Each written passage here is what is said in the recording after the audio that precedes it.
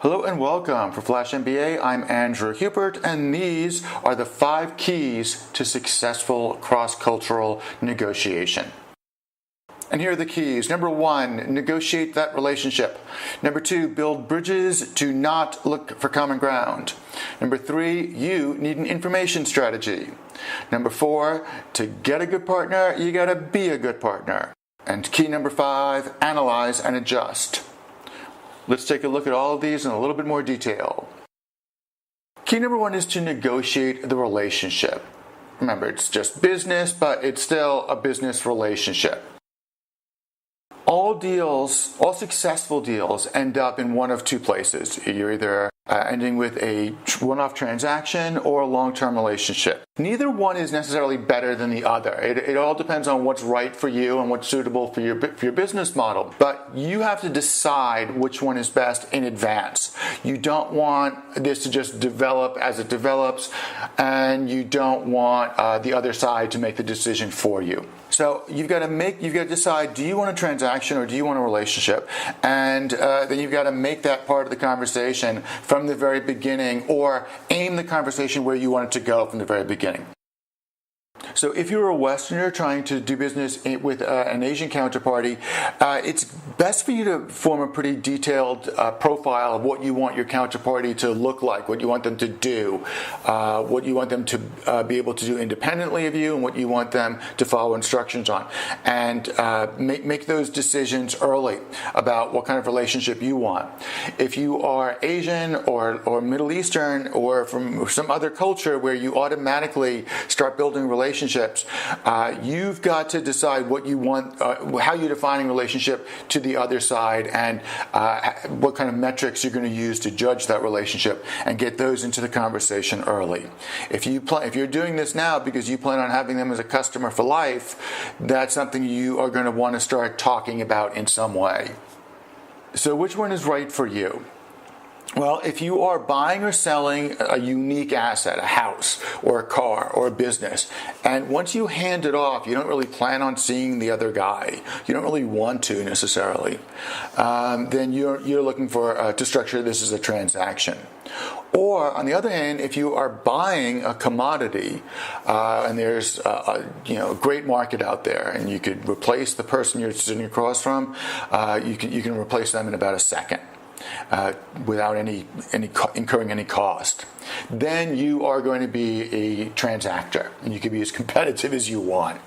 But if you plan on seeing the other counterparty again for whatever reason, whether you want to see them again or not, whether you plan on seeing them again, or if you are planning to benefit from them trying hard, from them developing intellectual property for you or with you, or providing a service or providing access to their network, then you benefit from them wanting to see you win. And that's going to be a relationship. So, final word here, it's your job to decide on what you want, whether it's a partnership or a transaction. Number 2, build bridges. Do not spend all your time looking for common ground. The takeaway here is that differences are what create potential for opportunity and profit. You have something that they don't. They have something that you need. That's where you're going to do business. You don't do business on commonalities. So service these differences early, and then figure out ways of building opportunities for yourself and for your partner by figuring out a way to bridge these gaps. If there's something missing, if there's something that's more expensive in one market than another, if there's something that people would love back home that they don't really value too highly where you are, that is a great difference to work on. That's what you're looking for. Don't always focus on common ground. Now, the advantage of building bridges, especially if you have a business or if you're building a business, you get paid for those bridges. You get paid. This is value added. Bridges are point to point. You're being as specific and as specialized as possible. They're starting somewhere and they're ending somewhere, and you know exactly what those limits are. It's intentional, it's expensive, and those bridges can either be real or online. If you're going to be building strong bridges online, you probably have a big following, or you have a specialized network that is of value to someone. So the final word here is identify potential friction points, which are just little differences that you can bridge pretty easily. Fire started, which could be good, could be bad. These could be huge opportunities, or these could be problems that people don't see yet because they've not yet developed into full-blown deal breakers. And then deal breakers are the things that stop you from doing this deal. And it could be that the deal is impossible. It could be that the other side doesn't have money or doesn't have the resources you need. And it could be just you have a better deal already. And that's what you should be working on. And so you want to know this before you start, as early in the negotiation as possible. And that leads to number 3, having an information strategy. Here is the secret of international business. It is more important to understand him than to make yourself understood. And a lot of Westerners in particular spend a lot of time trying to go from being understood 60% to being understood 75%. And what they should really be doing is going from understanding the other side 10% to understanding the other side 60%. Or raising your understanding of the other side. Raising your understanding of the other side is generally easy if you want to do it. And I'm telling you to want to do it. So one of the best ways to understand the other side is to have an information strategy. And an information strategy means figuring out what you want to know about and then figuring out how to get him talking about it. So if you're just starting from scratch, get him talking about what I call big talk issues. It's the opposite of small talk.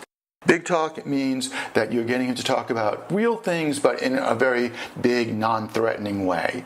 So you're getting him to talk about his business philosophy. Tell me what you really think of. So here are some places you want to focus the big talk conversation. How does he define success? What to him is a winning deal?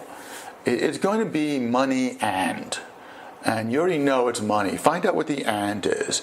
And in a lot of cases, it could mean security, it could mean know-how, it could mean something that is relatively easy for you to supply.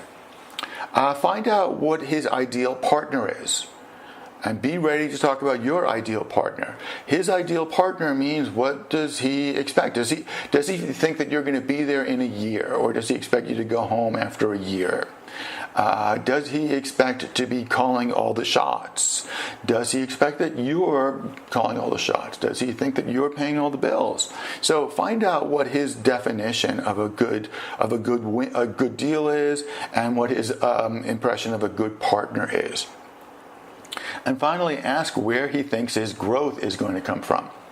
And the key answer here is, is it something you're talking about doing, or is it something completely different?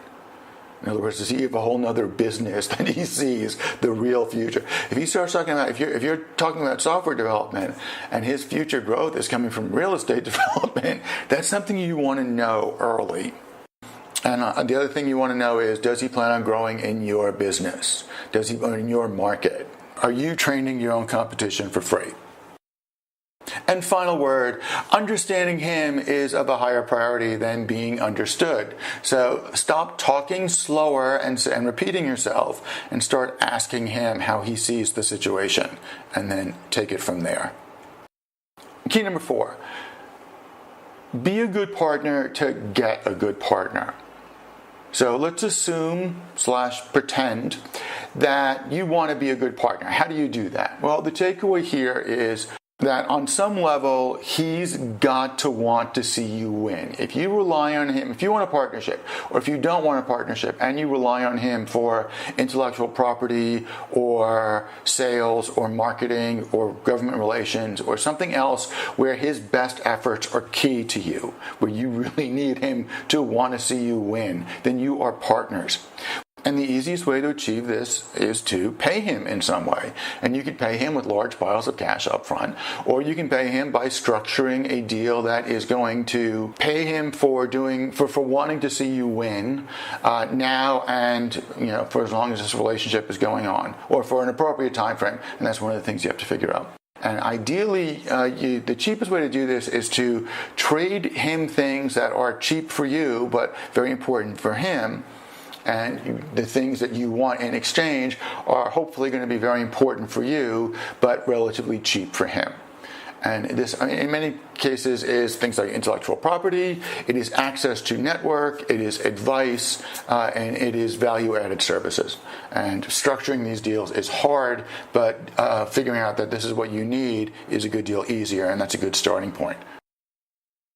So assume / pretend that you want to be a good partner. Here is the checklist.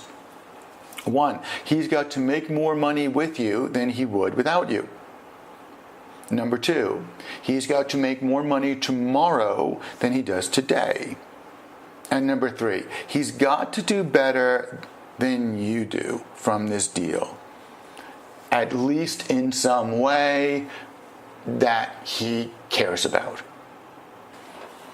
So the final word here is trade what's important to him but cheap for you, and get something that is important to you but cheap for him.